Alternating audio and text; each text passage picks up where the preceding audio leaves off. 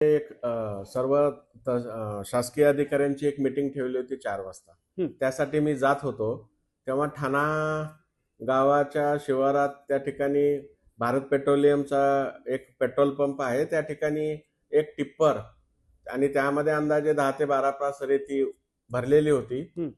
त्याचा मला संशय आल्यामुळं त्या ठिकाणी मी तपासणीसाठी त्याला थांबवण्याचा प्रयत्न केला. तर त्यानं मी गाडीतून खाली उतरून त्याला खाली येण्यास सांगितलं. कागदपत्र त्याचे आहेत का? तर त्यानं ती ट्रकचा स्पीड वाढवून त्यानं माझ्या दिशेला गाडी आणली आणि माझ्या अंगावर घालण्याचा प्रयत्न केला.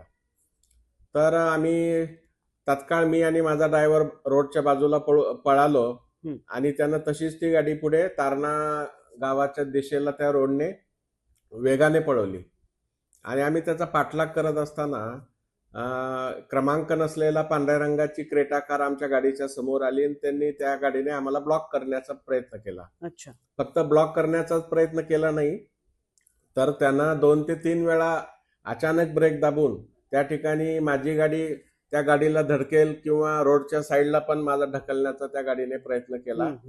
आणि अशा पद्धतीने थोडक्यामध्ये म्हणजे त्यांनी निश्चितपणे जीवे मारण्याचंच आम्हाला ठरवलं होतं, असं कालच्या त्यांच्या कृतीवरून आमच्या लक्षात आलं.